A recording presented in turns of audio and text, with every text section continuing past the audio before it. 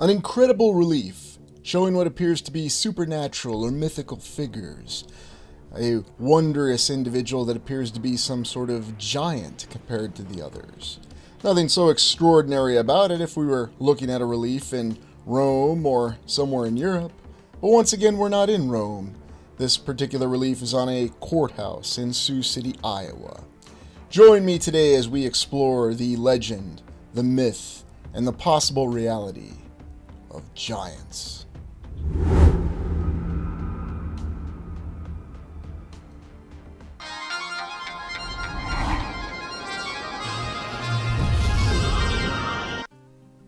We've looked at numerous courthouses across the land, and we've seen rather extraordinary constructions with explicit and incredible detail, showing an ornate opulence that seems to be beyond the capacity and the capability of the fledgling United States, this being the Woodbury County Courthouse in Sioux City, Iowa.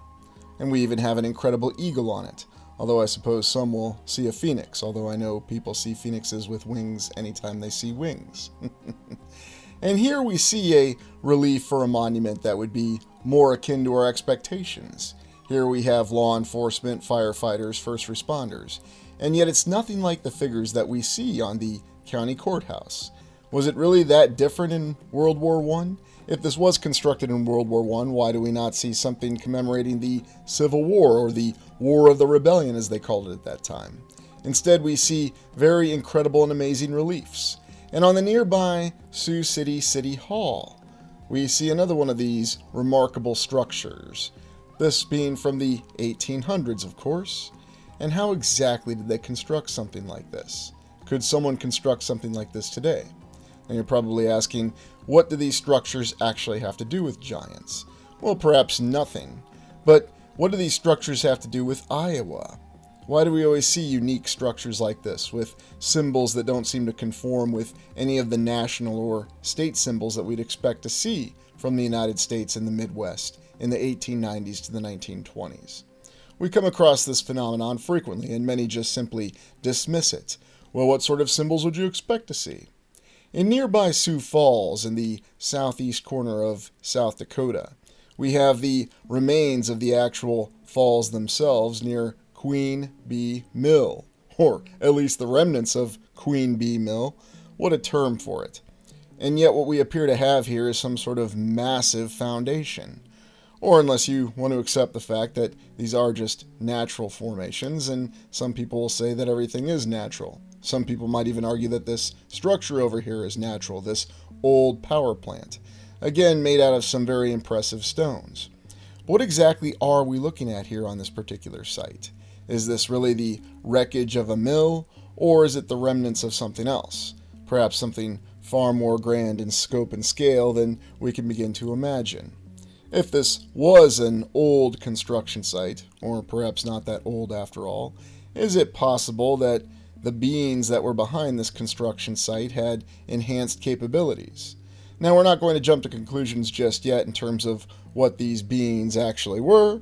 Were they just humans like us who just worked really hard, as the official historical account tells us?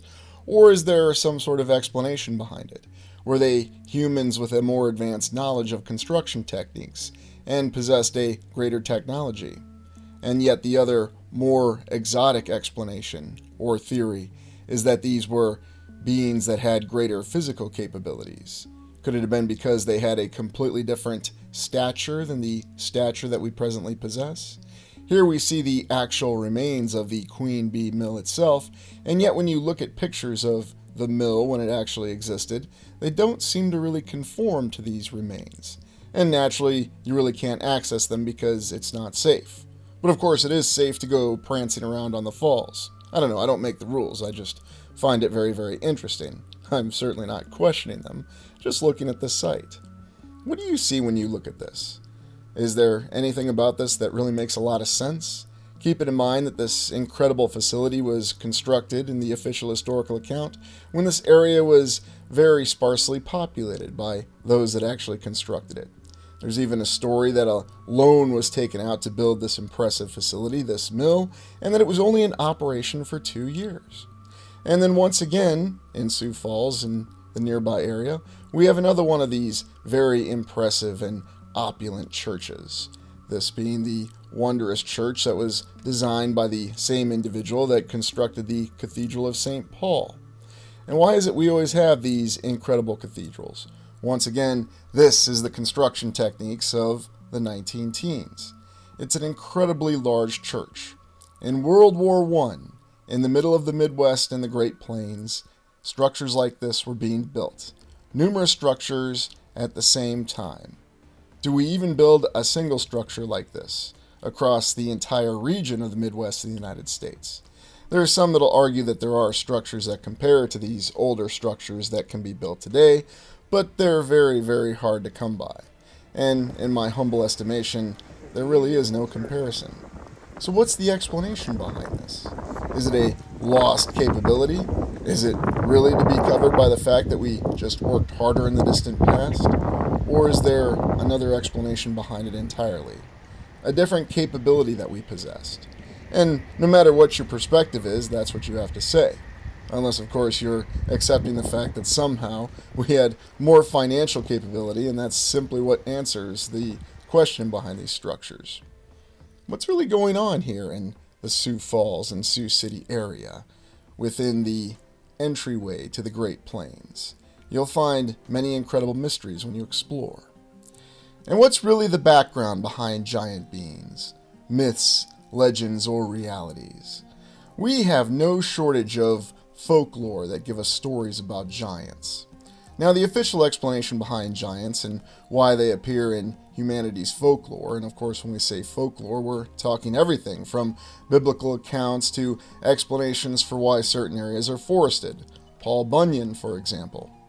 But whether we're looking at the account of David versus Goliath or any other number of historical accounts, they are filled with stories, legends, and myths of giants.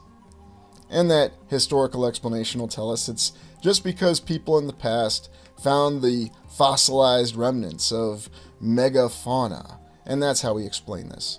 Giant animals whose remains were mistaken for giant human beings. Yes, once again, our explanation is the fact that our ancestors they weren't exactly the most insightful of people. Yet, of course, the official historical account also tells us that our ancestors that weren't so insightful were the same ones who constructed these very impressive structures that still exist to this day. For example, these two figures being present in Italy, where you'll find no shortage of impressive structures. And Gog Magog, we've explored the concept of Gog Magog before, but apparently this is a giant in London in the United Kingdom. How impressive. But it's all just a myth. It's all just folklore. It's merely a means to explain the presence of all these incredible giants and beings that we have, as we understand it. But whether it's King Arthur or a group of knights, we always have these stories of individuals struggling against giants. Now, do these giants, if they did exist, represent some other form of being entirely? Or do they represent something else in our minds? Could it be possible that these giants were in fact a different variety of humans if they did exist? Now recall that the official account will tell us that no, it's impossible for giants to have existed. It's physically impossible. It's of course not physically impossible for megafauna to have existed, or giant animals in the past. I mean, we have elephants, we have mastodons, we have blue whales, and if you accept the scientific account of how life evolved, there were once great larger life forms. But yet we still have these stories within our folklore of these incredible beings that were colossal in size. And even here in London, how intriguing, we use the same modern marking method that they use in Iowa in the United States on these impressive structures. Just gluing what appears to be figures to mark a structure. How incredible. We recall the myth of the Seti-Ka for the Native Americans, the red-headed giants that once existed in the state of Nevada presently. But again, is this just all a giant coincidence? Are these all just tales and folklores from many different cultures, various different peoples that spoke different languages, and yet in their minds they all just happened to imagine giants? And, of course, the explanation is because they found fossilized remnants, and therefore they thought it was giant human beings. And, of course, when you have other strange things occurring in the historical account, such as the Cardiff Giant, you could understand why people would become confused. But the Cardiff Giant was merely just a hoax, was it not? Yet, other significant belief systems that tell us that we've been around far longer than we realize indicate that in earlier eras, humans were much larger. Of course, this is just a belief, but there's other myths that seem to corroborate this belief system, such as the existence of the Cyclops in the Greek and the Roman myths. Yes, I'm reminded of the Cyclops, one of my favorite characters, Rel, in the film Kroll. And keep in mind that Rel in the film Kroll was also depicted as a bit of a giant. You also have the Cyclopean walls, constructed somehow in the distant past, no doubt by human beings that were of our size, at least according to the official account, and they just simply used a system of pulleys and other apparatuses that we don't exactly understand, although we have theories, and by theories I mean drawings, on how these structures were constructed. Of course, I'll admit I would take those theories perhaps a little bit more seriously if someone was able to actually conduct a bit of a working model of this, although that has yet to happen to my knowledge of someone making a working model of this system of pulleys that was used to construct, say, this incredible temple in Baalbek, Lebanon today, where we have some of the largest, although it should be noted not the largest, quarried stones. How exactly would one go about moving something like this? Over 1,000 tons. What method of pulleys and systems would be used? And looking at earlier paintings of Baalbek, we have to wonder what details of this particular site were lost over time. Now, can we come to the conclusion that these were constructed by giants? No, not necessarily. It could be possible it is some advanced technology or even some technique that we don't understand or we're not aware of. And what exactly were giants if they did exist? Were they other forms of humans? Were they fallen angels, as some would suggest? All possibilities are on the table. We can't really discount anything. Although, I'll admit the account of the Nephilim, I always found the clown account rather humorous. Although, it can't be discounted either. It's just intriguing. And then in other mythological and folklore tales, we have things such as the great trolls. Although in this particular depiction, these trolls look more like mystics from the film Dark Crystal. But the point being is that these accounts are out there, these different stories, and you can still go to these incredible quarry sites, such as this one in China, and come across these very, very large stones and these, I don't even know how to describe it, sites that just don't seem to add up with the limitations of technology. Even with modern technology available today, how would one go about moving a block of this size? Now, yes, we refer to these as megaliths to this day, but they do really exist. So why would anybody go through the trouble of carving or cutting these? And you certainly can't dismiss anything like this as just something that is merely the product of our mind.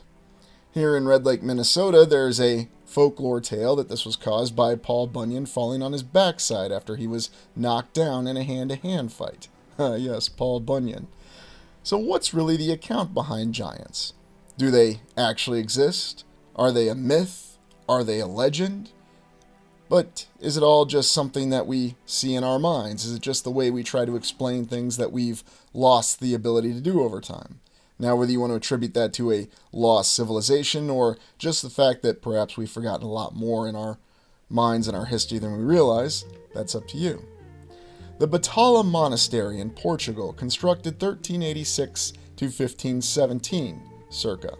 Now we've looked at numerous structures such as this, cathedrals, basilicas, basilica cathedrals, and so on and so forth. But there's something truly extraordinary, remarkable about this monastery, this convent that exists in central Portugal to this day. There's something about this that almost screams more advanced technology to any of us. And it also has, once again, this example of colossal construction. Yes, it only took them, according to the official account, just over a century to construct this very impressive and extraordinary edifice that still stands to this day. I'll admit I'm surprised it didn't take several centuries, as we have for the account of several cathedrals in places such as Germany.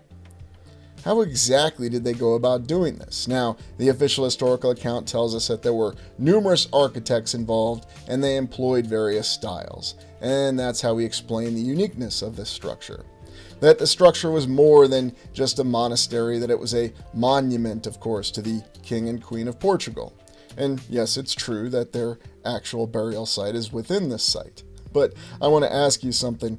Do you really think that we'll have any world leaders or individuals of power and prominence today that would ever be able to construct such an incredible tomb as this?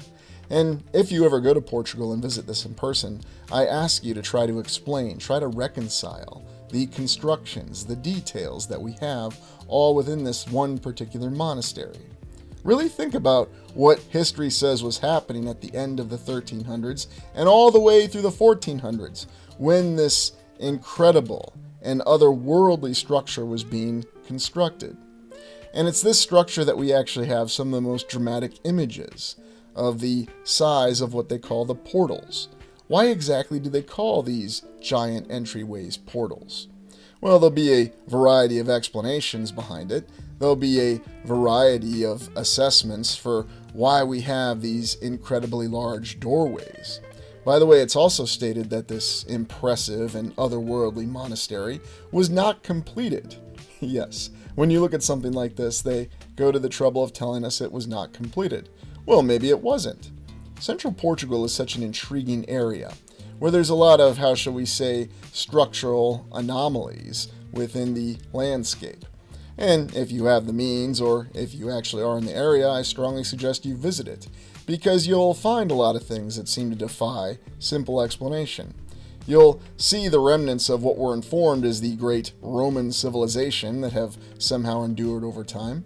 Now, are these the genuine remnants, or have they been renovated? Have they been modified over time? That's always a question we have to ask. And yes, we understand why something would need to be renovated. It's quote-unquote preserving our history. Yes. We always come across that pattern, don't we? That pattern shows up in all sorts of places. Portugal, Des Moines, Iowa, and yes, even in Baalbek in Lebanon. How fascinating. But what exactly is the function of many of these unique and extraordinary structures within this very elaborately constructed building? Imagine someone building something like this today, with this sort of construction material and this sort of effort. And once again, I want to ask you that question, could it be done? Utilizing all the modern means that we have to this day, and utilizing our wondrous ability for our evolved economic system that we have here in the 21st century, could anyone construct a structure like this in this manner today? And of course, this monastery, this convent, has these incredible figures that seem to show elements of terror. Now, once again, we have an official explanation, and that's because these apparitions of terror were designed to frighten away evil spirits from the structure. Or were they serving as some sort of strange warning for what was really going on? It's also impressive that this structure, being completed for over 500 years, is still holding up as well as it is. Yes, there are some areas that you see of what appears to be discoloration, but it always leads to that question, how old is it really? What sort of forces was it subjected to? What do we have here? Some sort of form of griffin? Well, of course, if you see wings, there are some that'll say that it must be a phoenix, of course. But whatever these images and these figures are actually showing us, once again, they don't seem to conform with what we'd expect to be the icons from the particular belief system. And then going back to the concept of the portals, as they refer to all these great doors on this elaborate structure. Why are they referred to as portals? Is it possible that that's exactly what they really were? That they weren't just simply doorways to physically pass through, but perhaps what we're looking at here is some sort of incredible and advanced piece of technology. That this entire structure itself is a technological apparatus that perhaps the way we see it is that it connects us to the spiritual world. Or maybe in the distant past, it really did connect to other worlds, other realities. And that's why we have these explanations of anomalies within our own historical account.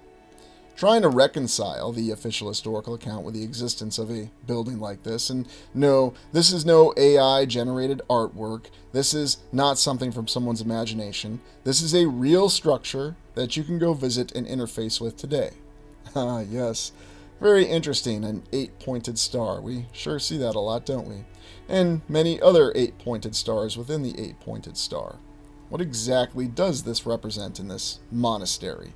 And why is it so prominently featured in such a centralized area? If you go and visit it in person, you'll see all sorts of things like this, and perhaps you can accept the official historical account that, yes, it merely required a lot of labor and a lot of effort, and yet from the late 1300s through the 1400s, before the discovery of the New World, mind you, that they were really able to build a structure like this. I mean, could anybody build a structure like this? If all the nations of the land agreed to work together and combine their resources, could someone build a structure like this today? Because truly it's otherworldly. It's ornate in ways that we can't even begin to imagine. Was this carved through painstaking effort across all these decades? If it was carved and it was all just using human labor explicitly, perhaps with the assistance of animals, how exactly was it done to such a detailed extent that we see? And when you really go around this structure and you really appreciate the gargantuan size of it, now you're probably asking, am I suggesting that this structure was constructed by giants? Well, you could certainly see why that would be in some people's minds and why that would be in someone's theoretical proposals for how something like this was actually achieved. But maybe it was just simply built by those that did possess a greater technology, construction techniques that have been lost over time. Now, even people who support the mainstream concept of history, they do agree that there are lost capabilities.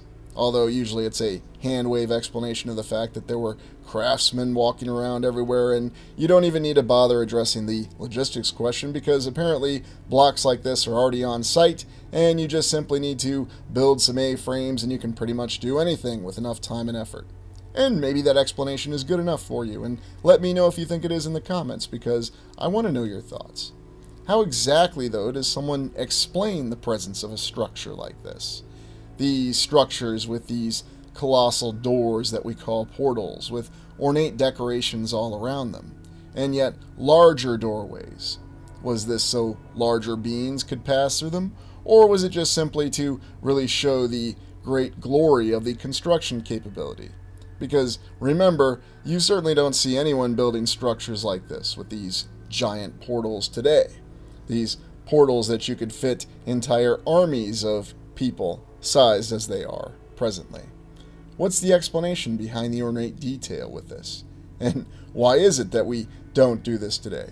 Why have we not continued to advance to where we really could build entire cities of vast structures like this? Structures that would really last for 500 years. Would it not be more cost effective? But we know our reality.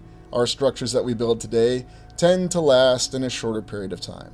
And the explanation is that's simply the end result of capitalism and turning a profit.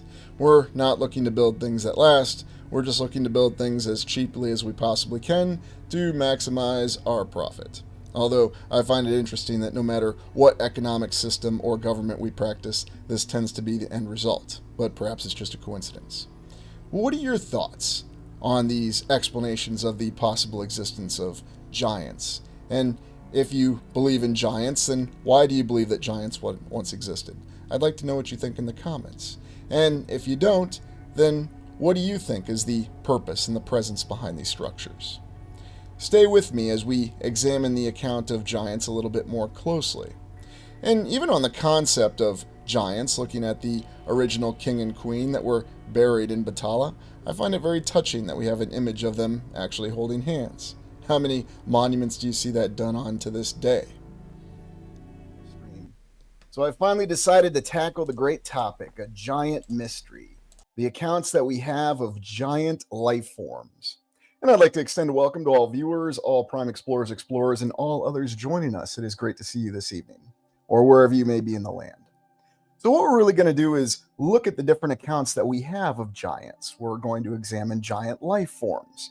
Now, yes, we'll talk about human beings to an extent, but we'll also talk about other things. other topics about what may be giant and why we have these accounts of giants, and why is this such a contentious topic even to this day. And I'm sure you won't be surprised to know that the origins of it come from the 1800s. Yes, something else that originates from the 1800s, or the 19th century, much like everything else seems to.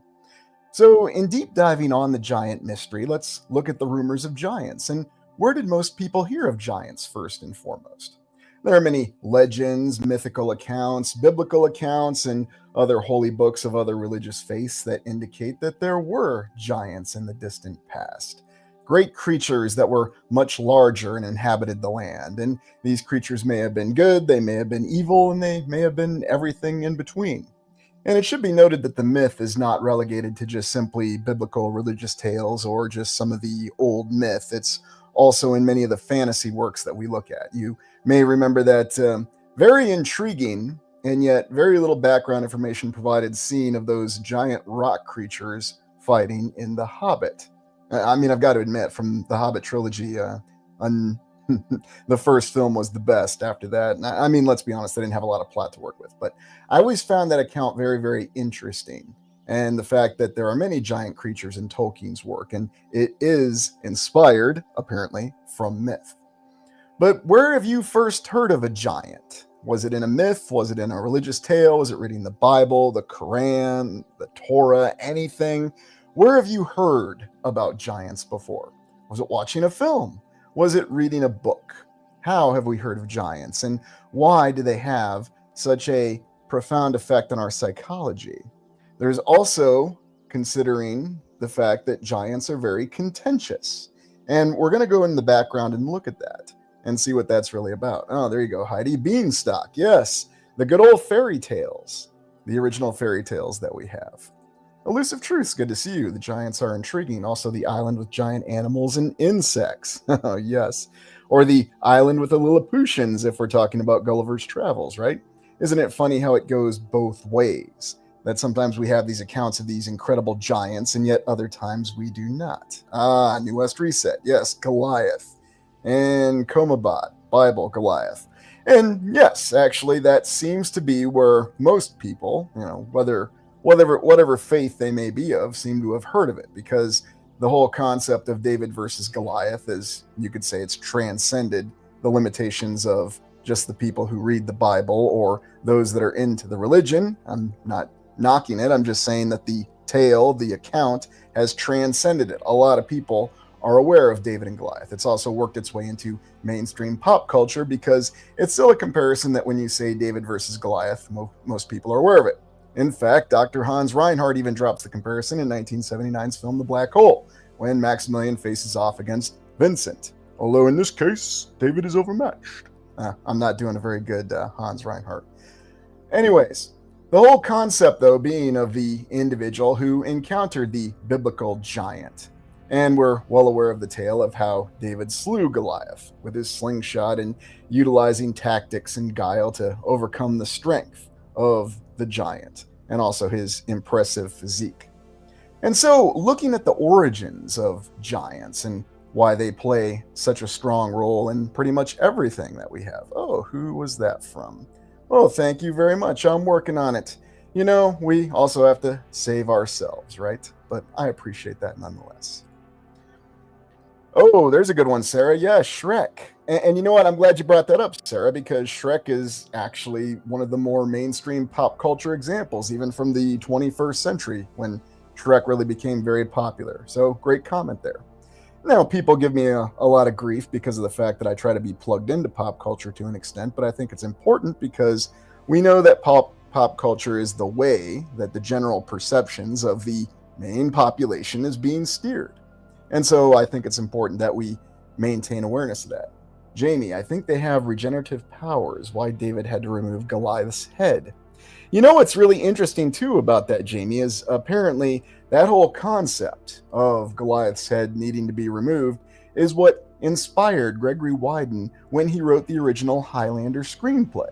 You know, before the producers, as Clancy Brown euphemistically referred to them as a couple of scavengers, got a hold of that script and changed it a little bit, the premise still existed that, yes, the giant's power was with the head, and removing the head is how you remove the power. and that did carry over, inspired, or who knows, maybe it was based on something real, the entire Highlander franchise. Which, let's be honest, there was only one really well written movie, although they did have some decent sequels with some good ideas. But we'll leave it at that. New West Reset, Battle of the Gargantuans. And there's always been something that's been compelling about that to us for that very reason. The whole concept that there was no way David should have been able to stand up against Goliath. Now, in another 21st century example, if you saw that Troy film, you might remember when Brad Pitt took on the mighty warrior. And I'll be honest, I don't really remember much from that film. It wasn't, I thought, very good. I mean, when you remove the entire concept of the deities from it, the gods and goddesses, they played a very essential role in Troy, and the director thought it was silly. Well, creative choice, but I just didn't really appreciate it that much. Brad Pitt and Eric Bana gave strong performances, but when you remove the core of the story, which is the intervention of the gods, which oddly enough is something that happens in a lot of 21st century storytelling, I'm not sure why, not all of it, but a lot, then it seems to detract from the story.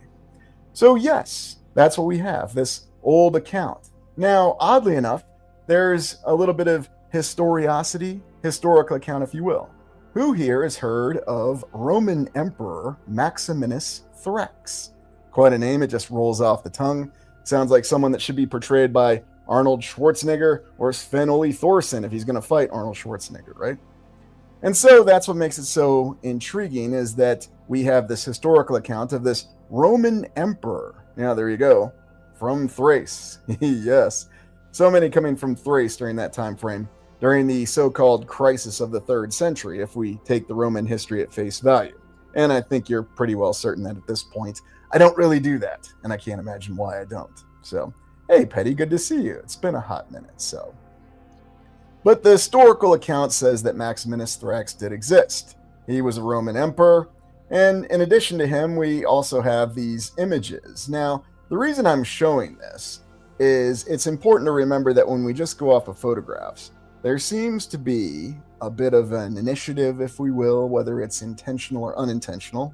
I think we can assess that it's intentional, of giants being one of the greatest elements of, well, conflicting information and conflicting accounts. And we're actually going to look at that. Yes, I'm going to deep dive into the Smithsonian element of this and why the Smithsonian is associated with this. No, I'm not pointing my finger and saying the Smithsonian is hiding anything.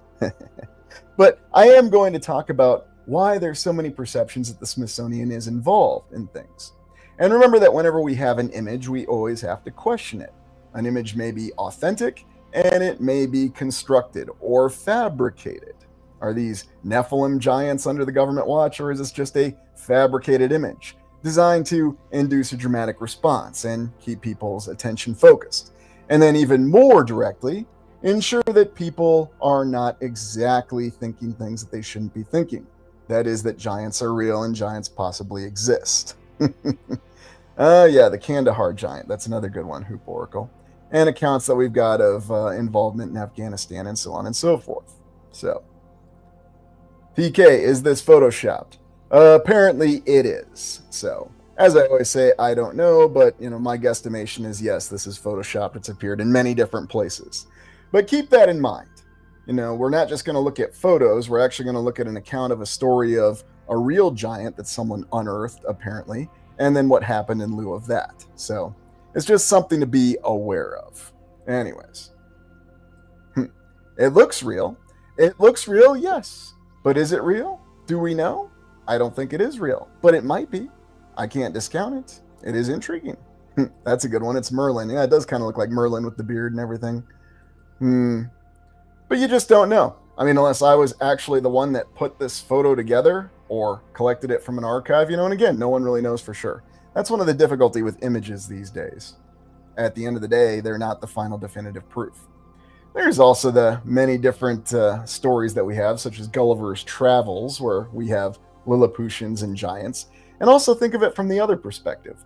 What if there's actually beings out there that are small humans? So is the guy on the right a giant, or is he one of our regular-sized humans, and the guy on the left in his hand is actually a Lilliputian or a smaller being? It's a really interesting juxtaposition when you think about it. all these different comparisons and so on and so forth. I expect a bit of media competence here. Oh, come on now.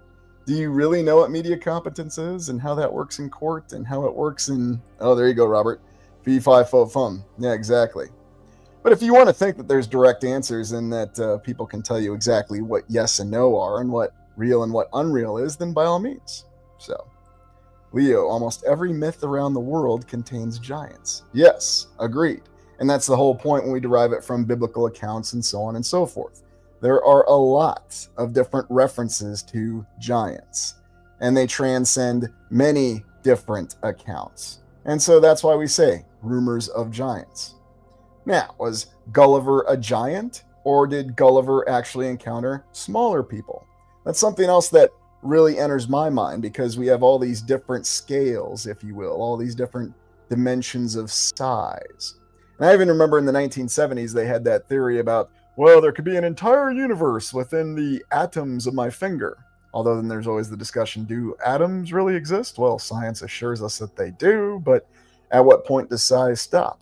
And of course, I still remember Carl Sagan trying to figure out about how many cuts it would take in an apple pie until you reach the apple.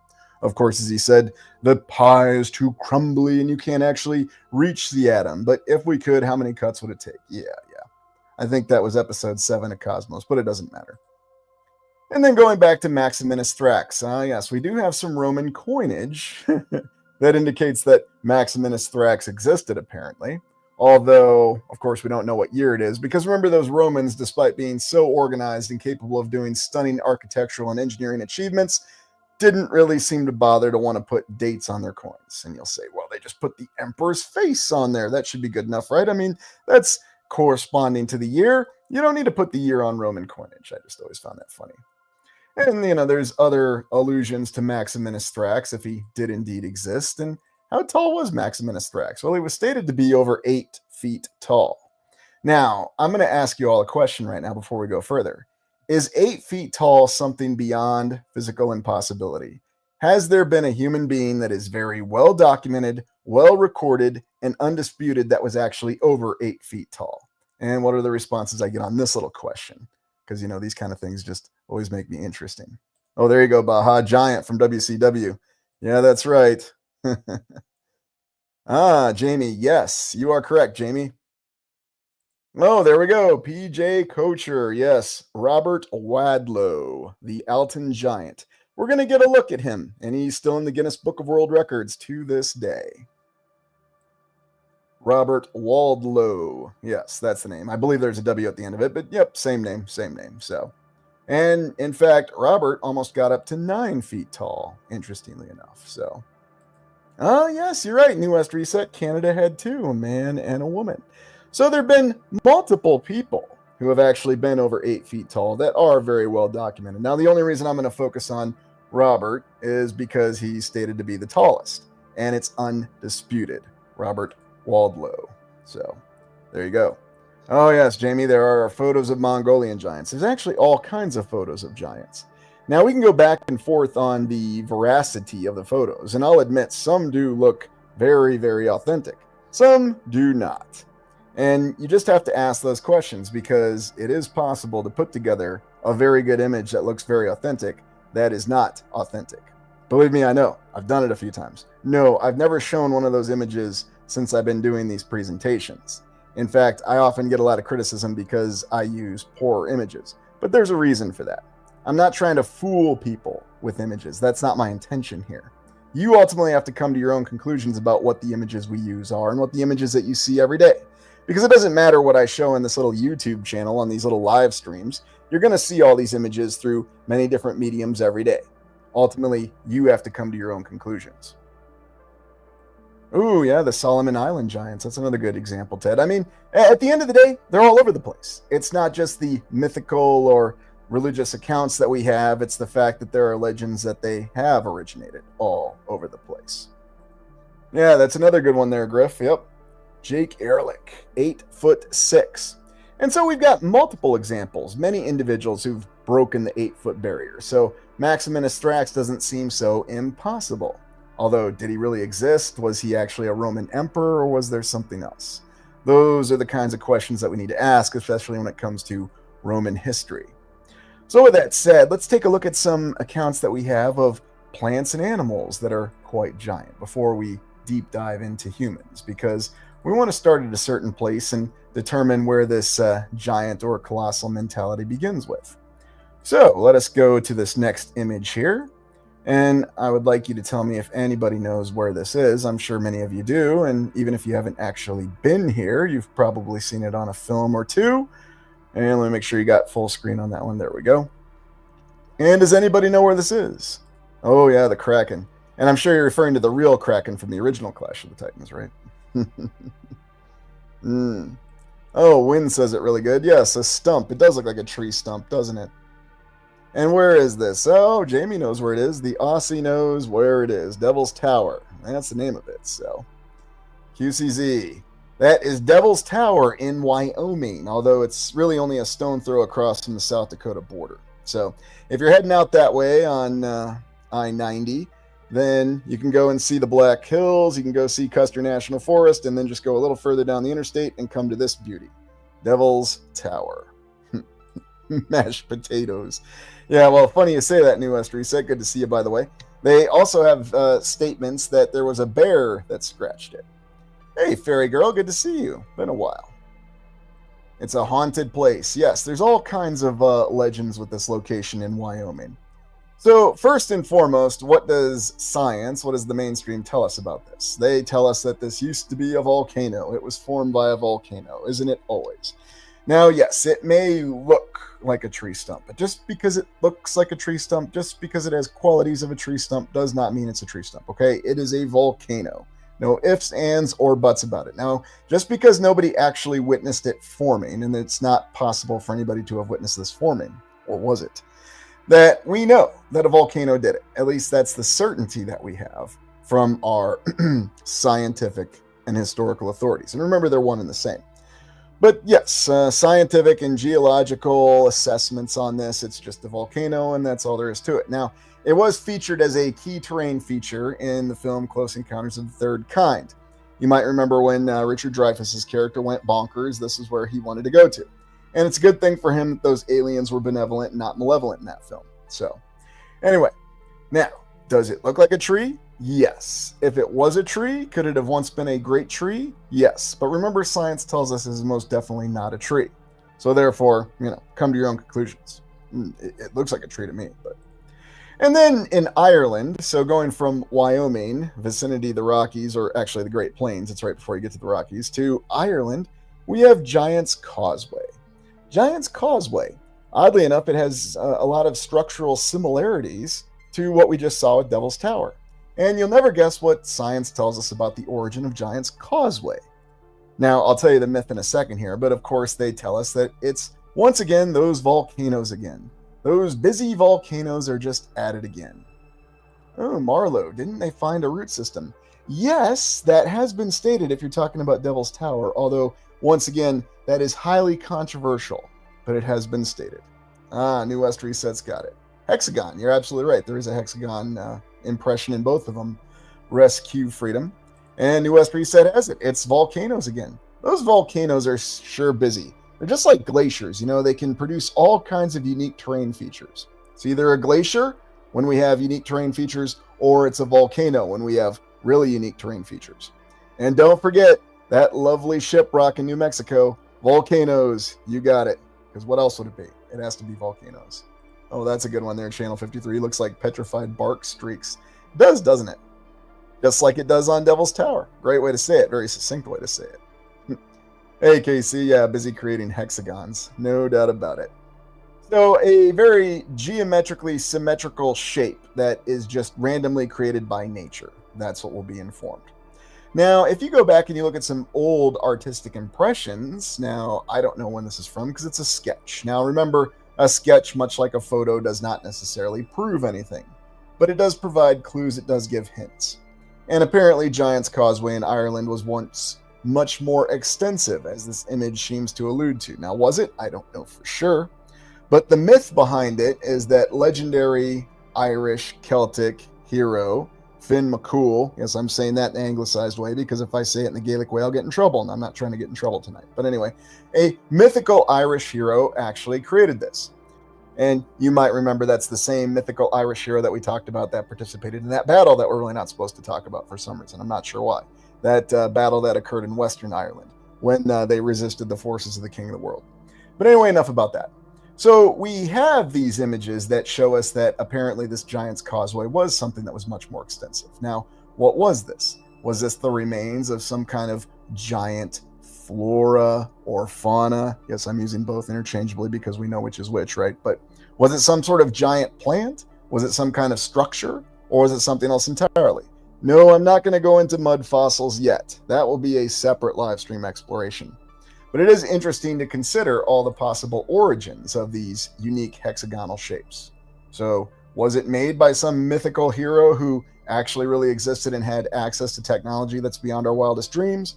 Was it some gigantic life form? Was it once a giant tree?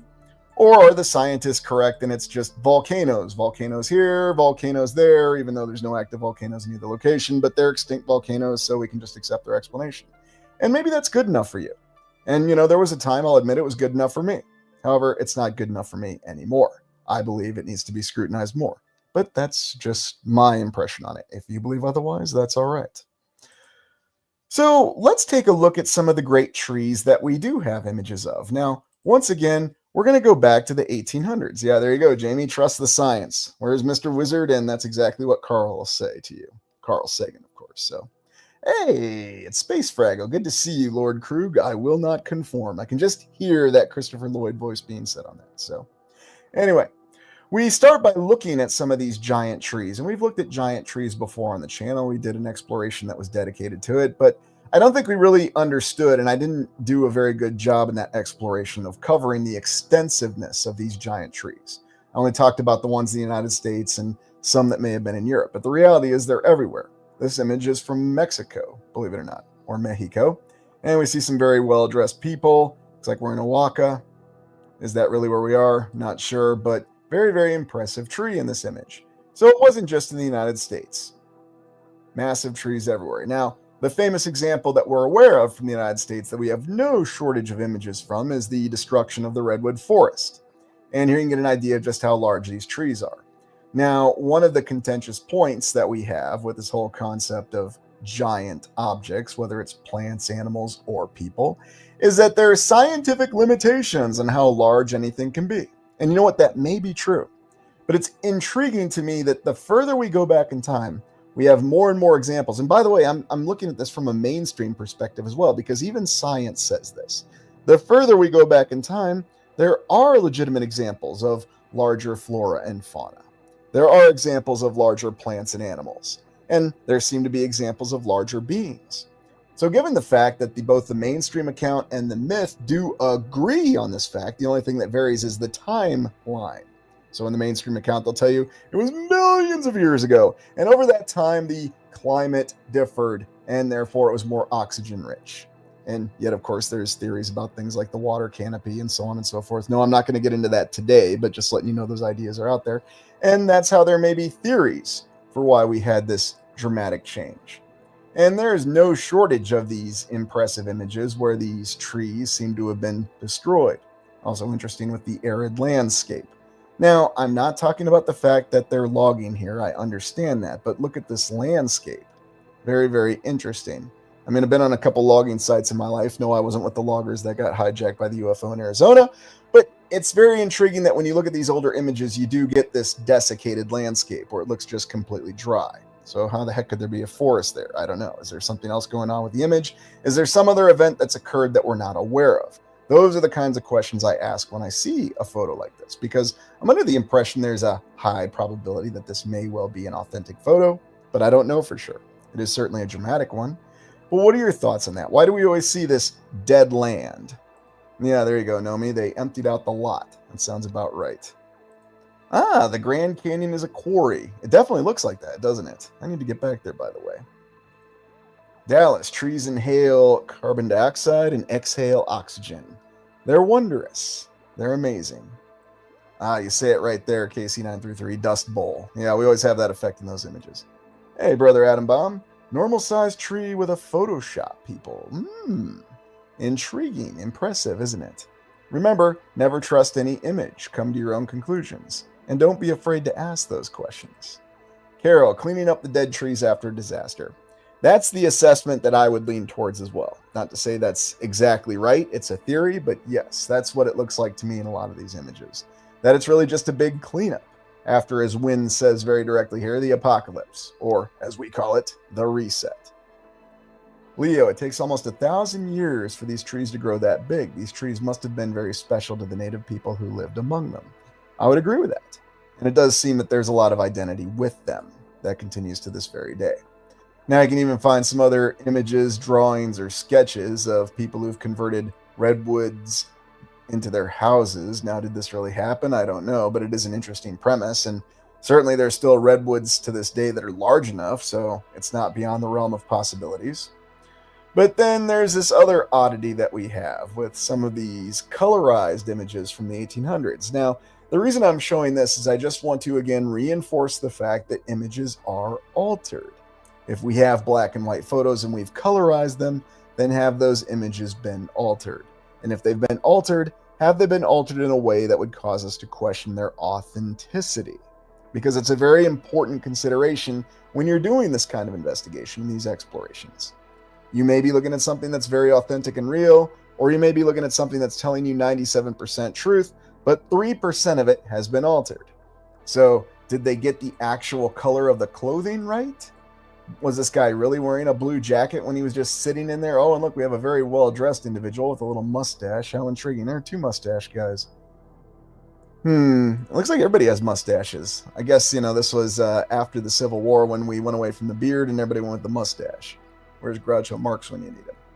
But very, very intriguing images that we have to question because, remember, if they've altered the photo, then did they get it right? Is the coloring right? Is there something that we could even be missing if they change the coloring improperly? Because if you have a black and white photo, then how can you have any idea? Yeah, there you go, Sean, exactly. Why would anybody take that kind of risk just to pose for a photo in their suits? Weren't they concerned about safety? Now I know everyone will tell us nobody concerned themselves with safety in the 1800s, even though we've got numerous newspaper and journalist accounts that say that, yes, people were concerned with safety, but, I guess it just depended on the day. Yeah, Jamie says it very well right there. Suspicious. Atom bomb, 5 guys and a handsaw. That's right, Brother Adam. Why don't you meet me with a handsaw and we'll see how long it takes the two of us to bring down a tree like that, right? I'm sure we could do it in 5 minutes. 5 minutes of your money back. Michael, how Da Vinci hid secret geometry behind his oil paintings. Oh, you noticed that little symbol. Yes, very, very astute of you, Michael. It just always shows up. Yeah, that's right, Space Fraggle. No OSHA back then. But remember, there was no OSHA in Starfleet either, especially in Star Trek The Next Generation. Remember how many times an episode with a falling barrel created a catastrophe? Oh, I can only imagine what happened in those cargo bays with those falling barrels all the time. Anyways. So yes, all these trees with people cutting them down with handsaws, I suppose, or were they just posing with them? I don't know. Because remember, this is after that questionable time of the United States Civil War, of the Crimean War. So who exactly knows what's going on? Here's another one for Mexico, and I'm just showing this to ensure that we realize that in other locations there were other incredibly large, thick trees. Now, were these all of the same tree variety or breeds of tree, or were there other trees that were lost, other kinds of trees that we don't have with us anymore? Because we have some of these images that, did somebody actually cut this tree down? Now, something I haven't shown on the channel yet, but I'm going to be doing it in one of the subsequent map explorations in a couple weeks, and I'll probably do it live stream because I love the feedback on it. There are several maps that I've located that actually use trees like this as known points on the map. Yes, trees that are so large and tall that they stand out in a forest and you can use them as a known point. Very interesting. Now, it'd been a subject of contention, and I remember when we did map studies back when I was still teaching, there was a lot of debate about the accuracy of the Mappa Mundi, the maps from the Middle Ages, or, where people all believed the world was round, apparently, or spherical, or globe, or whatever, even though the Bible says that the earth was flat. And we also understand that if anybody went against the Bible, especially in Europe during the Middle Ages, they faced a very terrifying death. But I guess everybody still somehow knew that. Yes, that's the mother of all conflicting accounts. And I'm not being facetious there, it really is. But then you get some of these other interesting looks. I mean, here they call this the Flatiron Tree. How intriguing. Just like the Flatiron Building. Do I see a couple faces in there, or is that just me? Is that just my crazy imagination going off on me? Ah, Sissy May right there. That's a good one. I thought lumberjacks had full beards. Yeah, you and me both. I guess they degraded to mustaches or downgraded to mustaches. So, yeah. Ooh, Earth is Flat. Great one. Yes, Rush did a good song about that. The trees. Hey, everybody, if you're into Rush, great Canadian band, I might add, listen to that song, The Trees. Pay attention to the lyrics. It is very interesting. So, ooh, Jamie. Yeah, it does kind of look like Ents, doesn't it? Again, going back to the Tolkien legendarium, if we want to say it. Okay, so it's not just me. Thank you, Space Fraggle. Is it an entrance like Kroll? Oh, Sean, of course, bringing up my favorite movie. Yeah. So anyway, it's just intriguing though, and I'm thinking of the example of the weirwood trees from the Game of Thrones franchise, but let's be honest, it's appeared in many other franchises. So very, very, very interesting that we have images such as this, where we can see physical features. And if you look hard enough, I mean, really, I don't think you have to look very hard or use your imagination that much. Eyes, nose, mouth, little beard, eyes, nose. Oh, yeah, it's just my imagination. Okay. I'm having some kind of mental aberration here, so we'll just go on to the next image. But then there's also the account of the American chestnuts. Now, we did explore that in that exploration we did last year on the trees. And yeah, here's another rather risque photo. Let's have the ladies all sit up here, shoulder to shoulder, hip to hip, right here in this opening of this tree. And we'll just pose down here and look really cool. Ah, look what we did. Yeah, look, no facial hair here. No mustaches even. I guess we went down from that. But the American chestnut, a great tragedy, showing you exactly in this map how extensive these American chestnuts were. Now, according to accounts, these American chestnuts could be just as large, and in some cases, larger than the redwoods. Now, those are just accounts. I don't know. I didn't see any. I wasn't alive in the 1800s or even the early 1900s to know for sure. I know some of you say I was, but I wasn't. I really wasn't. But this is what the official historical account tells us the extent of the natural range of the American chestnut. That concept that a squirrel could hop all the way from New England all the way down to Alabama and Georgia without ever touching the ground. Now, if you're familiar with Georgia, they still have a pretty nice forest once you get south of Atlanta. And I'm not even going to say anything about the mountains. Yeah, there's a forest there too. So very, very pretty state. Really, they're all pretty states. I don't know why the South gets such a bad reputation, but anyway, it's a lovely area, and it's intriguing to think that the chestnut was lost. Now, you may remember from the exploration, there are no American chestnuts because there was a blight, of course, brought in from another nation, and it destroyed the American chestnuts. Now, there are still areas that have the ability to produce American chestnuts, but is it the same tree, or is it something else entirely? And so just looking at that, yeah, there you go, Earth is Flat. If one of those acorns hits you, it'll kill you. There's also the fact that those acorns apparently had a lot of nutritional properties to them. There were a lot of old recipes that involved using American chestnuts. Yeah, there you go, Texas Redneck Hippie. And there's a lot of people in the South that are still aware of these old concepts and these old recipes, vital food source. And the Native Americans, or whoever they really were, the people that were in the area, they were well acquainted with them as well. So, Battlestar Utarian. Rush may be the best three-man rock band known in this realm, true legends. They've got some very, very revealing albums, too. Don't forget the Temples of Syrinx, right? Sissy May, are the American chestnut tree almost extinct?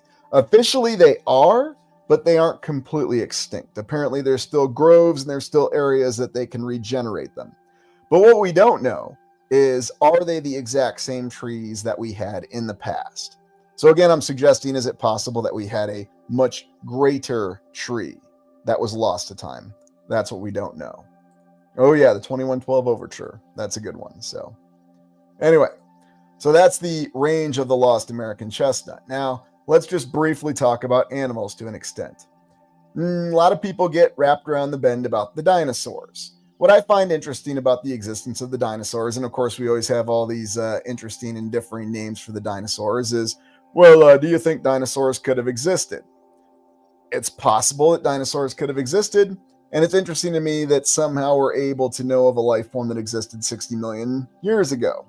And it's very contentious when you talk about the bones and finding these dinosaurs. But once again, mainstream science and history tells us that yes, there really were dinosaurs. It was a very long time ago, again.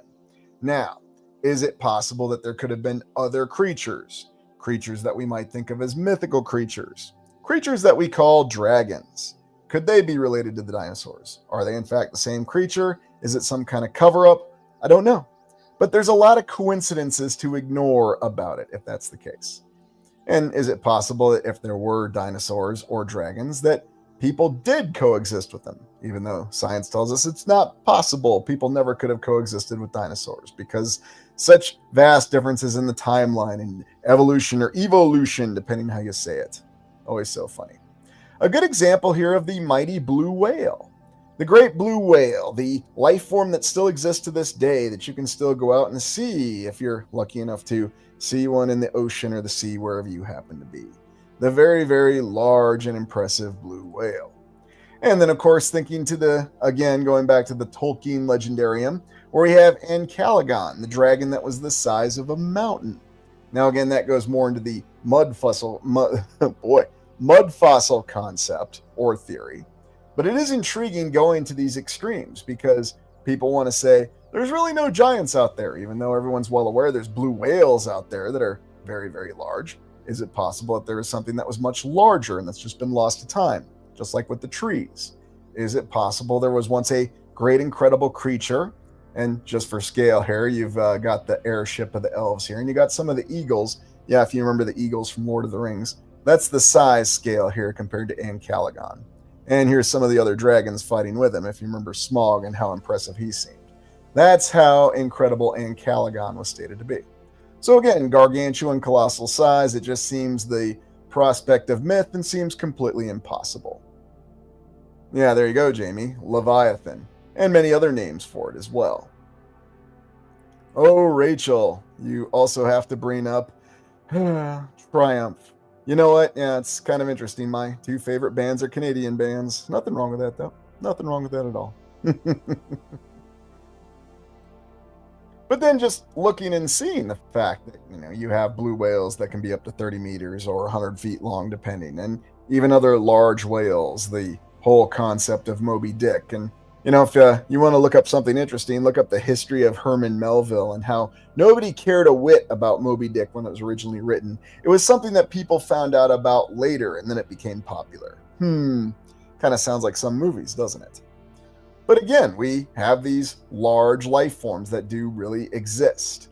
And so, again, it's something that's flicking you right in the eye saying, there really are giant life forms out there. I mean, sure, if you want to say, these aren't really giant life forms, I mean, it's not that big. I mean, maybe. It's a matter of perspective again, isn't it? What is the largest dinosaur that ever walked? Did it ever exist?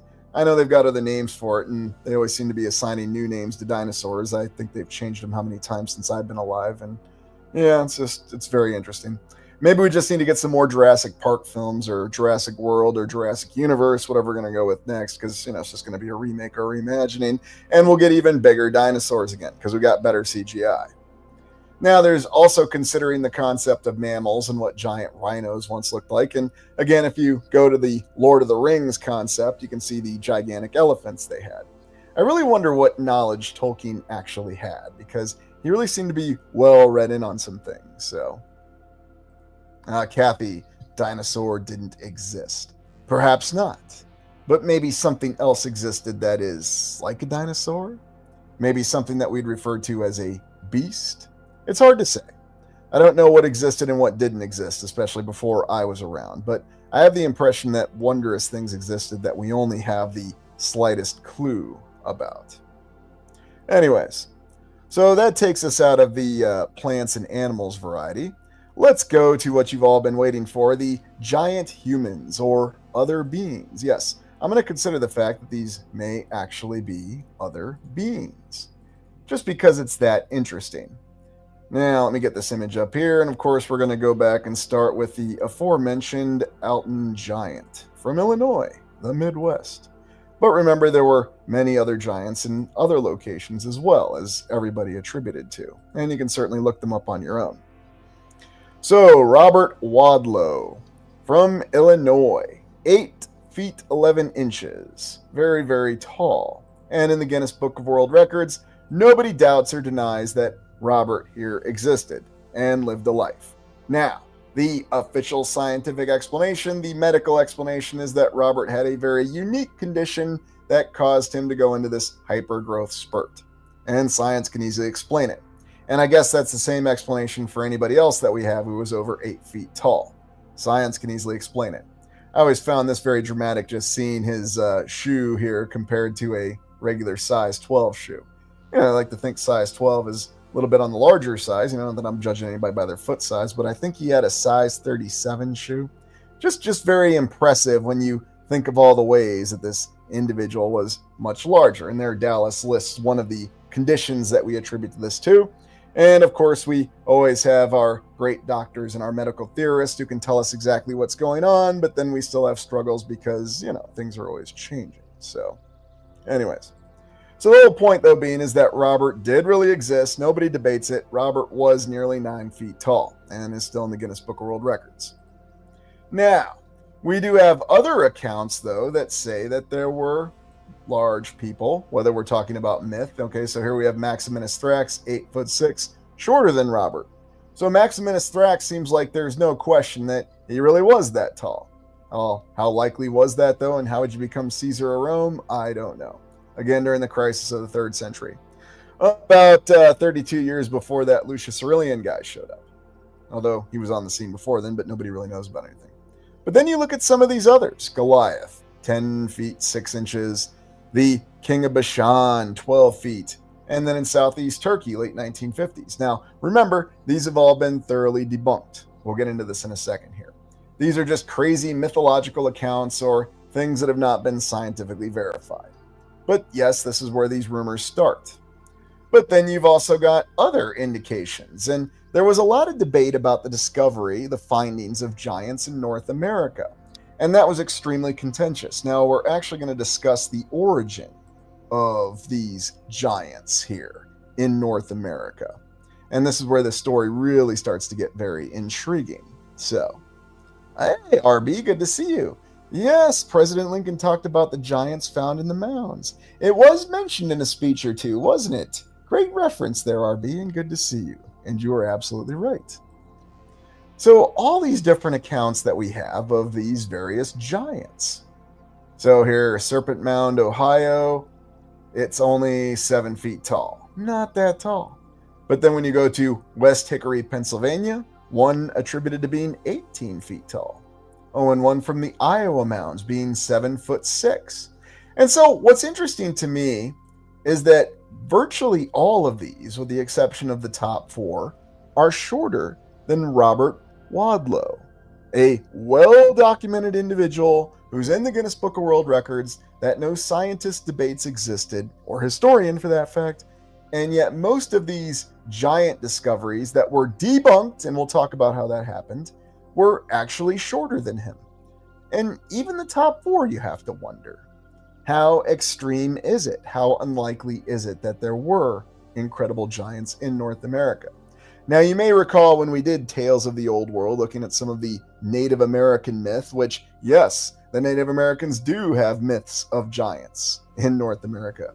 And yes, the Native Americans do have myths of the fact that there were cities underground and entire civilizations underground. The ant people, remember that exploration? But it's just myth. We can write it off, but they do talk about it. Of course, the one thing they don't talk about is crossing the Helicrax, or the Bering Strait when it was frozen. But what to make of some of these images that you see? And you will see plenty of images all over the place, just like I said, that will give you the impression that, yes, beyond any shadow of a doubt, there are giant skeletons out there.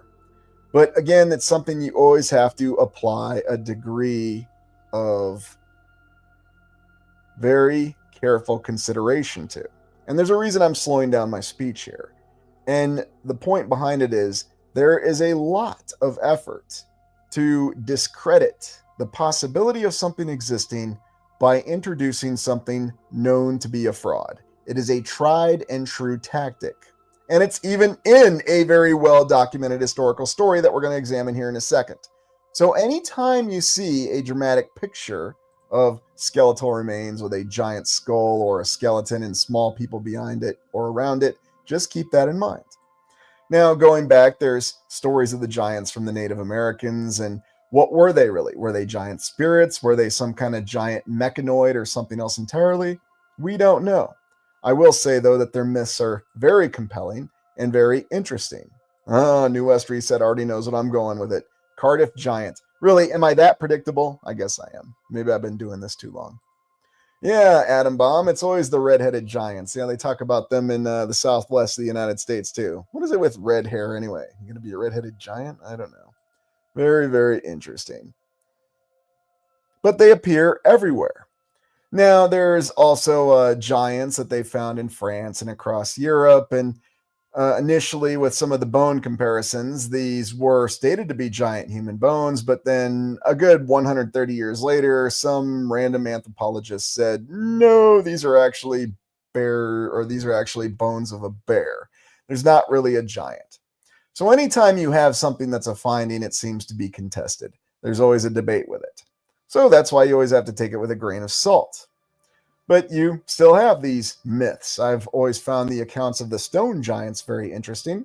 And, I think you all are well aware I'm a bit of a Star Trek fan. And remember that Star Trek V was originally supposed to end with Captain Kirk fighting a couple stone giants. But, they cut his effects budget and, Star Trek V got face planted. But I would still rather watch Star Trek V any day of the week over the new Star Trek films. But that's just a matter of opinion. But the stone giants are intriguing because they do appear in different myths. And they do have a lot of an appearance. And by the way, they did actually realize the stone giant in Galaxy Quest, back when they did good parodies. But then there's also the appearance of giants on all the maps. And I could have put together probably about 2 hours worth of images from the Middle Ages on all the giant humans with smaller humans. And of course, you can attribute that to, well, they were simply depicting them in scale in terms of their rank in society. That's always the justification you'll get. Oh, good one there, Jamie. Yeah, the rock giant from the Never-Ending Story. The rock biter. Great character. Yes, we got to do Old World in film again. I've got to cover Never-Ending Story. Good call out on that. So, Albie, Patagones. Yes, Patagones. And it's yes right there on the map. Or is it Patagones? Patagones. Patagonia. And you're supposed to emphasize the go, apparently. Patagonia giants. Now, according to the story, Magellan had actually picked up 2 of these, but they didn't survive to the end of the journey. Of course, neither did Magellan. He got conked on the head in the Philippines. And somebody told me they were the descendant of one of the people who did said conking on the head. What is it with all these explorers getting conked on the head? I mean, that's the same way Captain Cook ended up in Hawaii. I don't know. But it's intriguing because this goes back to discrediting the whole account of giants, because this is just stated to be a myth. These crazy European explorers who somehow managed to navigate their way across hostile seas that were unexplored had this idea that there were giants. But it was never well documented. They didn't really exist. That's what the official history will tell us. So again, it's another conflicting account, as everything with the Middle Ages, medieval time, and even the early so-called Age of Exploration tends to be. So were there Patagonia giants? There are multiple accounts saying there were. There are multiple accounts saying that Magellan even grabbed 2 of them. Who knows for sure? Maybe it is all just myth. I don't know. But once again, taken in totality, we have another story, right, wrong, or indifferent, that says that there were giants that existed. And those are the Patagonia giants. Now, let's go to the piece you've been waiting for. Why is it that we have the Smithsonian very intimately involved with the believed assessment of the fact that giants don't really exist? The individual you're looking at here, and I'm going to try to pronounce the name properly, is Ales Hadlika, a Czech individual who was the first, and here's the real legend for you, or the real direction on it. And no disrespect to anybody who's of Czech background. I never spoke Czech, and I'm sure I completely butchered the pronunciation of the name. But he was the curator of physical anthropology of the Smithsonian Museum from 1904 to 1941. Yeah, long time there, almost 4 decades. And this individual came up with numerous theories and said that there really were no giants, that it was all just the concept of myth and people desiring to believe. Now, this guy also came up with a theory of the Native Americans coming across the Bering Strait and the origin of that, although he got himself in trouble because he said it couldn't have happened more than 3,000 years ago. Although archaeologists, and by the way, this guy was not an archaeologist, he was an anthropologist, so how the heck would he know? But, apparently he did. He was just that good. They said, no, it actually happened more than 10,000 years ago. Again, another conflicting account. It's just a little difference of 7,000 years. So, yes, this individual was the curator, was an anthropologist, and he's basically at the nexus point, if you will, of all this debate about whether giants really exist and the Smithsonian's involvement with them. You know what, Kathy? I don't even know. There's nothing that's actually attributed to that, but, given what's going on with the Smithsonian recently, I'm not saying there's anything questionable there.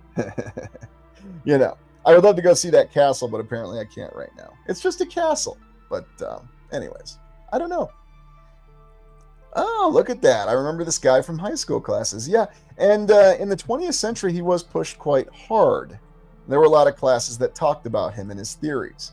Now, there's something beyond this. Did you know that this guy, in his later life, he was big on, how shall we say, the European hypothesis? And that is the origin of all human beings coming from Europe. He was also a critic of the hominid evolution. And so you can see why he kind of got himself in trouble.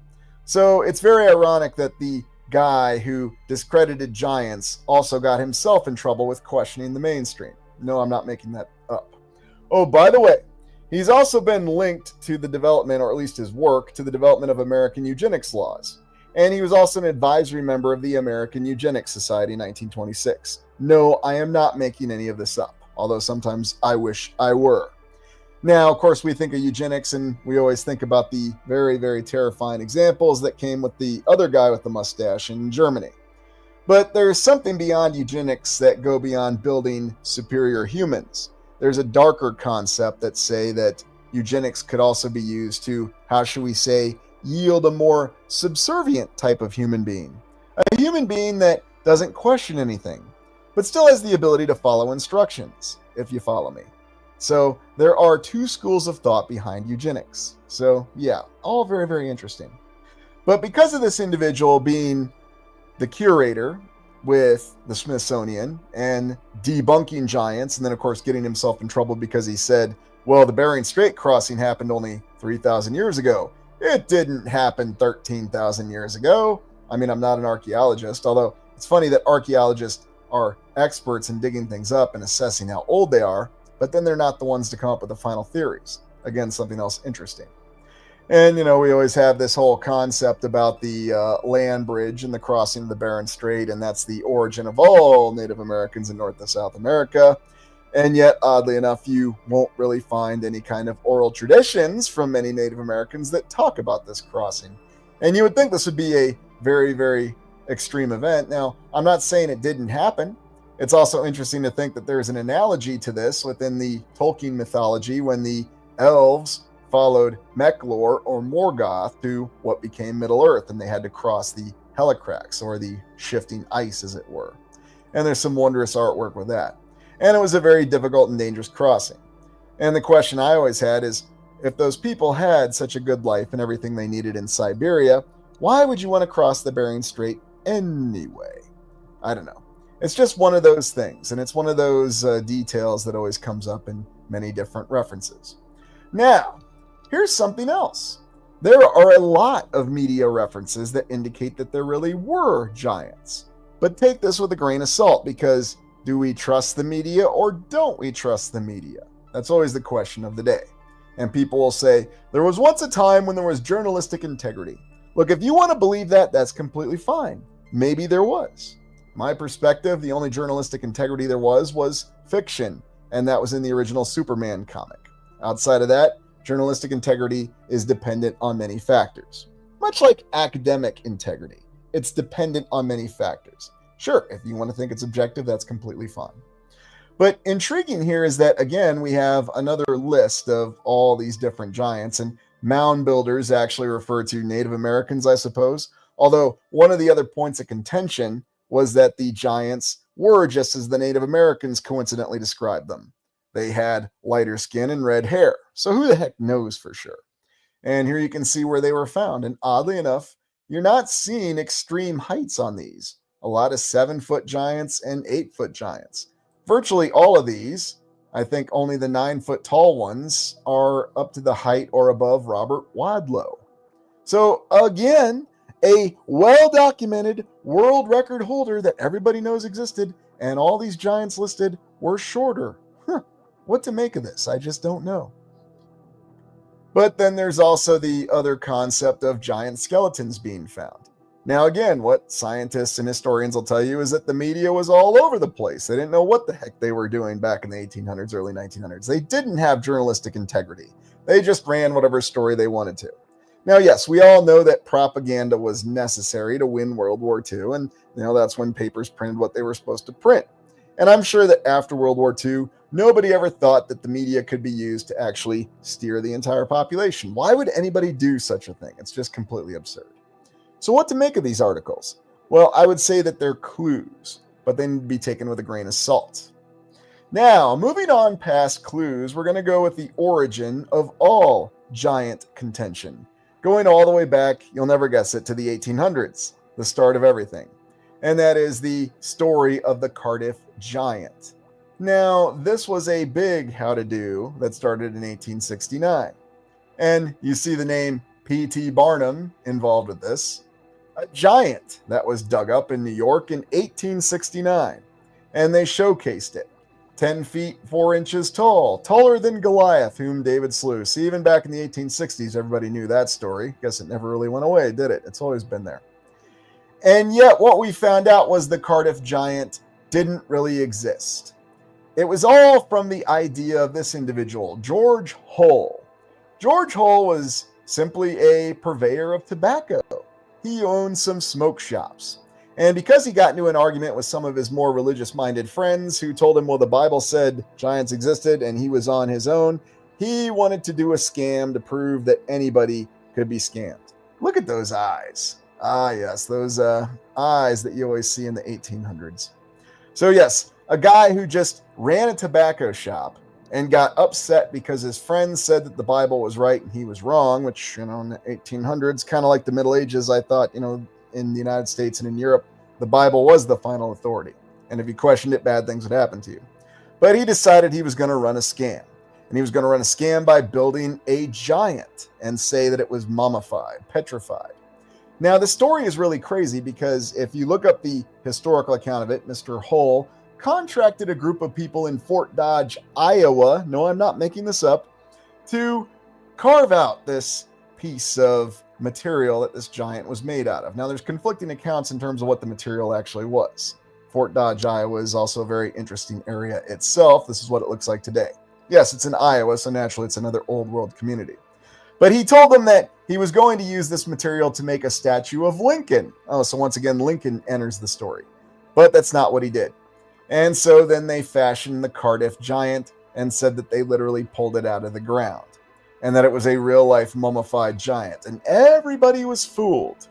Now, when the media got involved and P.T. Barnum got involved, they eventually called George Hull's bluff, or George Hull just came out and said it. Here's a historical photo of the giant actually being pulled out of the ground or exhumed in 1869. So I guess they crafted it, buried it, and then pulled it out of the ground. All that work from a guy who just owned a tobacco shop. That must have been a very profitable venture. I mean, was this guy just so loaded with money? And remember, this was before we had the Federal Reserve. This was before you could take out a loan on anything and everything in the United States. You actually had to have the hard currency to do things. He apparently had the money and the time just because he was angry that some people at church told him the Bible was right. And he did this and orchestrated this entire scam to show that anybody could be fooled. Ironically, though, this is what continues to this day, this whole questioning, this whole concept that anything that we see must be fraudulent. Even though, Robert Wadlow really did exist, and at almost 9 feet tall, he was only about 1 foot shorter than this giant that was stated to be a fraud. And of course, here you have it, the Cardiff Giant, and this is when George Hull passed away, who fooled the public with that figure, dead at Binghamton, New York. I'm sure he still had those eyes on display in his coffin. Not to be morbid about it, but it's just very, very intriguing. And here you can see some figures of this giant that was carved out. Yeah, exhumed at Cardiff. So, what are your thoughts on this? Kung Fatty, some of the old world is still below the rivers and lakes, beyond any shadow of a doubt. Made from wood. No doubt about it. Oh, there you go. No primary or secondary reference or observations from the so-called science community, just his cognitive dissonance. QCZ, more red herrings. Jedi, all true giants have 6 fingers. True, except for Count Rogan and Princess Bride. But, what can you say about that? Justin says it there. I guess size does not matter. And the concept of man-made lakes. Yeah, that's true. Oh, good call out there, sissy. Its feet are awfully small. And Casey says it very well here. I think we've been lied to about everything. Now, did this even really happen? Yeah, Robert says it very well here. At the end of the day, it doesn't matter whether this happened or didn't. I find it interesting that this story from 1869 is so well documented and well remembered in and of itself. And it reminds me of that episode from The Simpsons, Lisa the Skeptic, and this was like the last season of the Golden Age Simpsons in the late 90s. You might remember it, where they found a skeleton with angel wings. And if you haven't seen the episode, it turned out that it was just an ad to point them to the opening of a mall. And yet people thought that it was some kind of religious sign. Yeah, Lisa the Skeptic. There's a lot of hints in this Golden Age Simpsons episode, so I would advise watching it.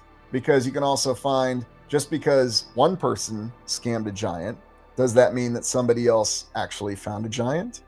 Did Robert Waldo really exist? Well, they say he did, but it's just one of those interesting things. Oh, by the way, another little note. They apparently did the same thing with Civil War General Thomas Meagher, if I'm not saying that properly, one of those Irish officers who, by the way, was involved in the revolutions of 1848 and then decided to go fight in the Civil War. Yeah, apparently they said that they exhumed his body too later. So very, very similar to the whole giant story. So what's truth and what's fabrication? In conclusion, I have no idea. I guess you just don't really know, and that's the point. So, what to make of all these giants? Well, in our explorations, we come across many structures. And what are these structures that we've seen? Are there really giant buildings? Well, what I want to get at, and we've certainly seen all the buildings that have giant doorways that you could either get giant beams or an entire army through. But I wanted to talk about the concept of colossal structures. Now, remember, this is just a concept. But it's interesting to me that we have things such as the 2-mile-high tower, the Ultima Tower, and it's just a concept. But here you can see how it towers over all of the greatest skyscrapers today. A single building. That's really about the height of a mountain, albeit a smaller mountain. But then when you look at some of these other images, and by the way, here's a question. Is this a real image, or is this a fabricated image? Jamie. Yeah, I'm getting there, Jamie. I'm getting there. But yes, Tower of Babel. John, ancient beings considered demigods are of the same breed. That could well be. Oh, very good, Tough. Real. Fabricated. Fabricated. Not a real image. Oh. Well, I'll let you know. You're actually both right. This is an altered image of the Adolphus Hotel. You might remember we looked at this in Dallas. So the structure is real. The details on it are real. But the image has been altered. Of course, for artistic purposes. And you may remember in the Dallas exploration we covered this, one of these fascinating hotels. But there's lots of artistic images like that show different structures. Now, there's also other concepts of very large buildings. So we've got the Ultima Tower. We have Exceed 4000.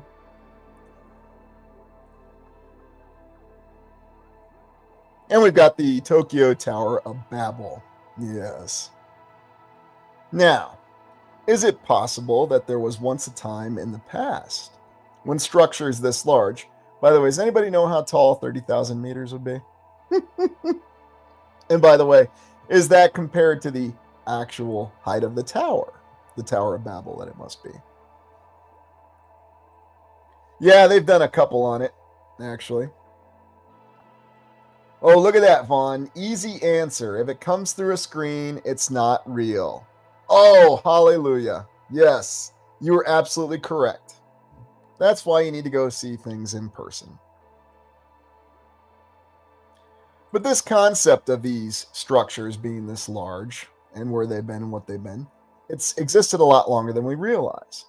We have these old images that show these city layouts, and they seem to be very detailed city layouts. Walls, structures, bunch of castles, some obelisks, and little Tower of Babel here right in the middle of it. Was this an actual city layout? Was this a really old bird's eye view? Or was this an actual functioning city that we're looking at? And if it is a functional city that we're looking at, how different is it from anything that we know or know of? What's the scale of it? Are there different scales of beings? There's also the relentless and ubiquitous carvings that we have. And whether we're in India or Petra, Jordan, it's very intriguing to think that mainstream history tells us that all these elaborate structures, which of course they can't say were made through natural means. Sorry, we can't use the glacier volcano explanation here. So we have to say that it was carved. Do you really think a structure this elaborate was actually carved? And if it wasn't carved, then by what means was it really constructed? Oh, very good, Rachel. Very good. Yeah, they made it from the top down. And as Leo says it, to a giant scale. And that's where things get interesting. So, does it mean there were giant beings? Does it mean that there were humans that had increased capabilities? Did they have some system like high pressure water, some other form of cutting, or is this rock actually an artificially constructed material? Was it made with some sort of frequency or sound? All theories are on the table.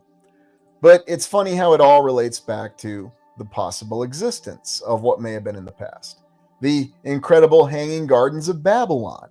Where exactly was Babylon? Well, it's in what today is Iraq, I guess, but I don't know for sure.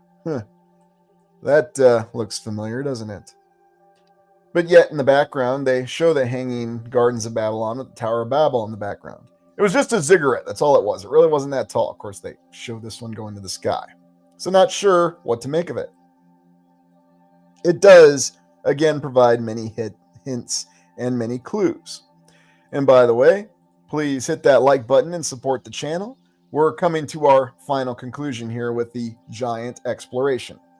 But every time you see a large doorway, or my favorite, the very high ceilings, and someone tells you the whole reason that they built those high ceilings was for airflow. Really?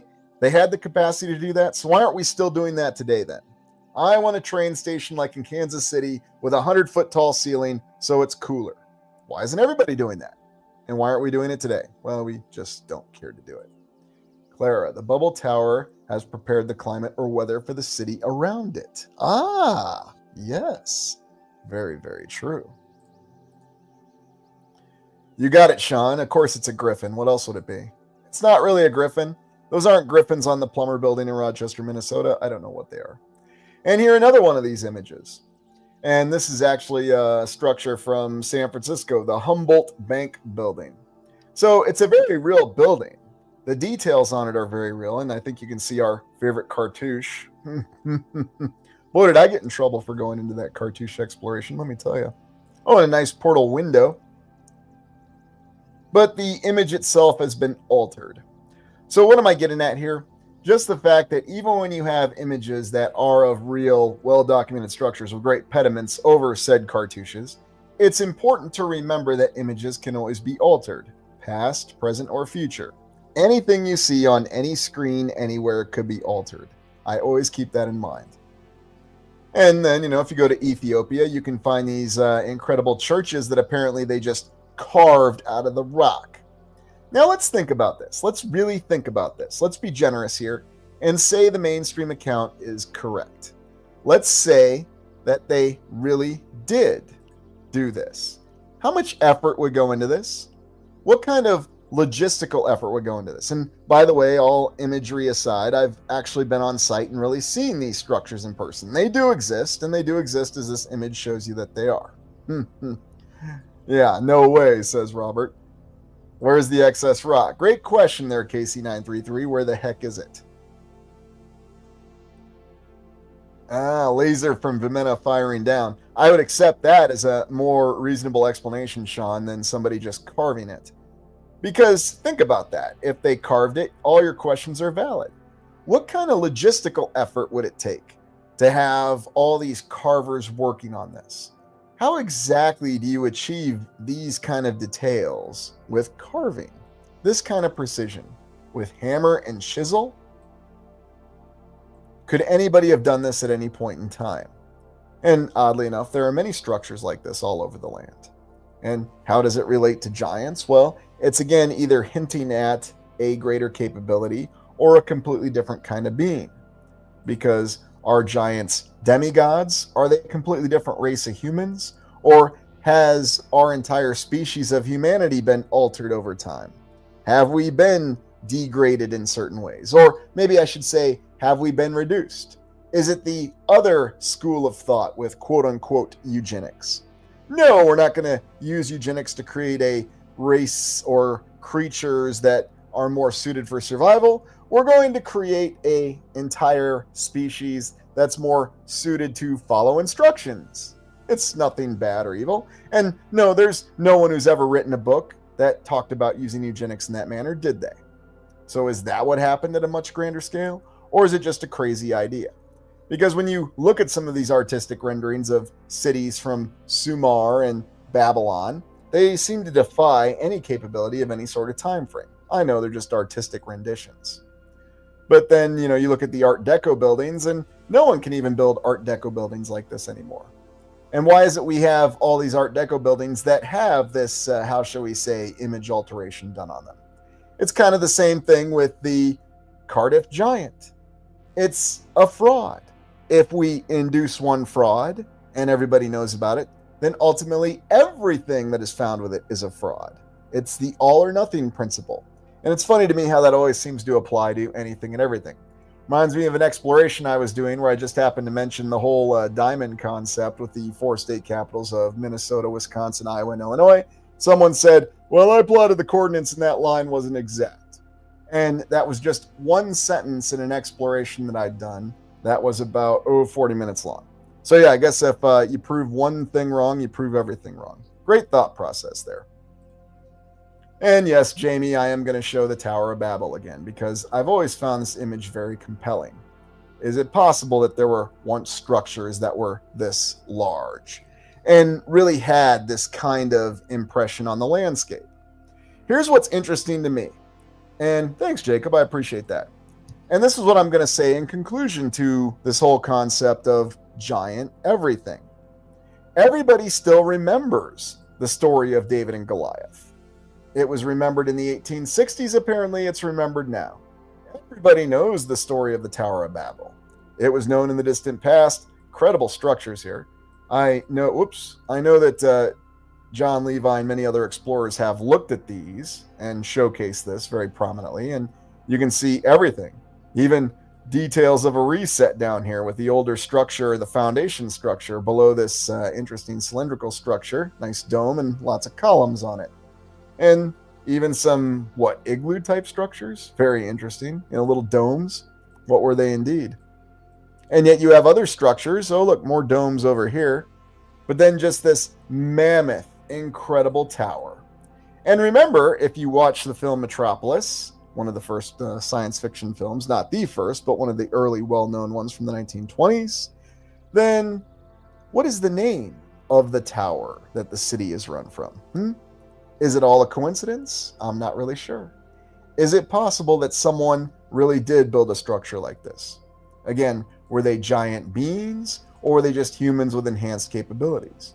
Maybe they were both. But like I said, we still remember this. These stories endure. The Tower of Babel, David versus Goliath, and every other myth of giants from every other culture and religion and everything that you can originate it from. Albie, inside the ziggurats, there was a bar area. Oh boy. Yes, Metropolis. Absolutely right. And KC says it. Maybe they were not human at all. Maybe not. Maybe they were beings from a completely different land. Who knows for sure?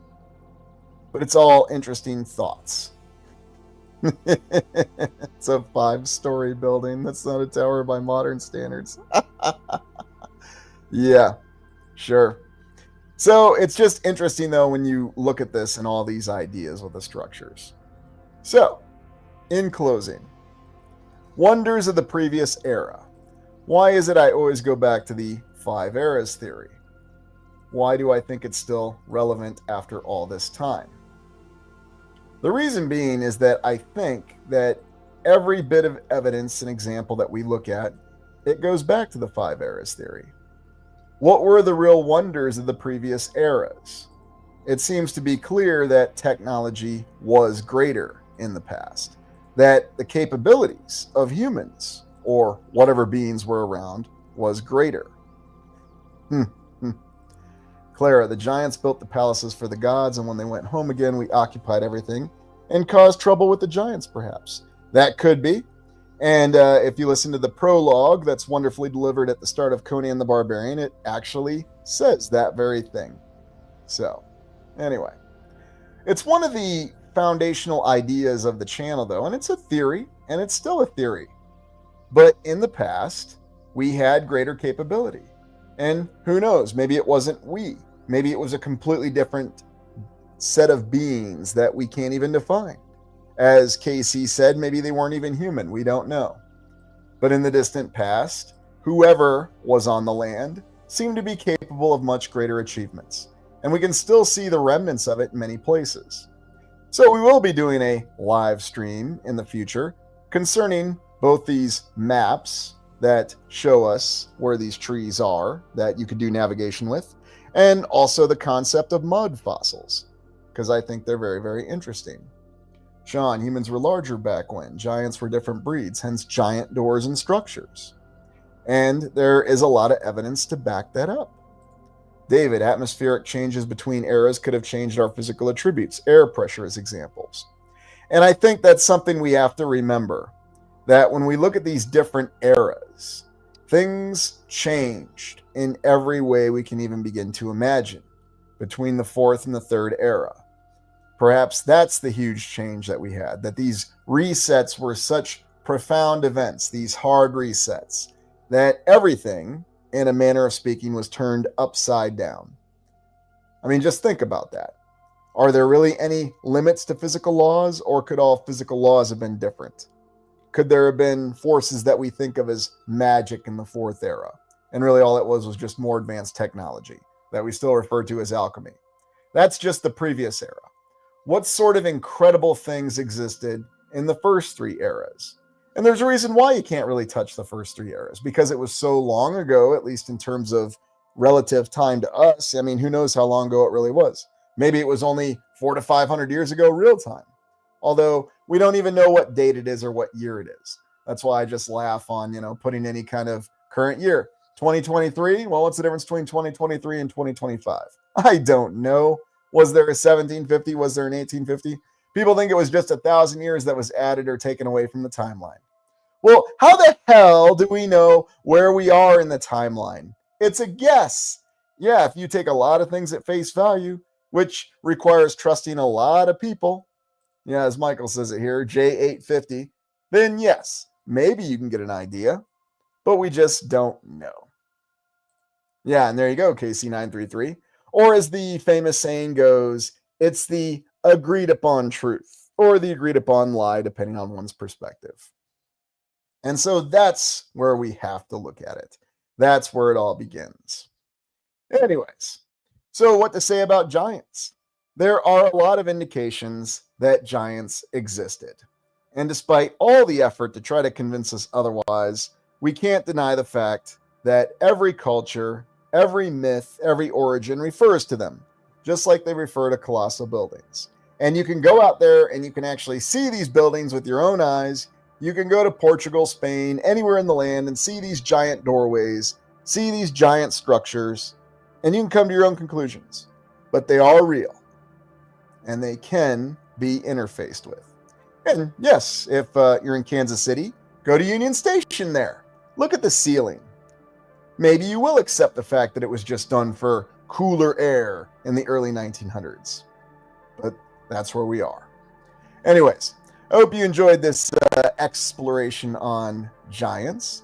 And before you go, please hit the like button. And I know it's a little bit outside of the comfort area for a lot of explorers, and I know there are some alternative explorers who won't cover giants at all.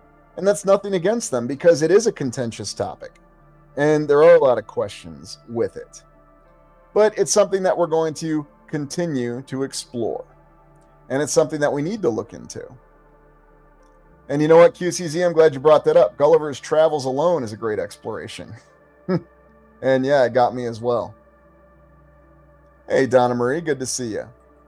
Well, everyone, thank you for joining me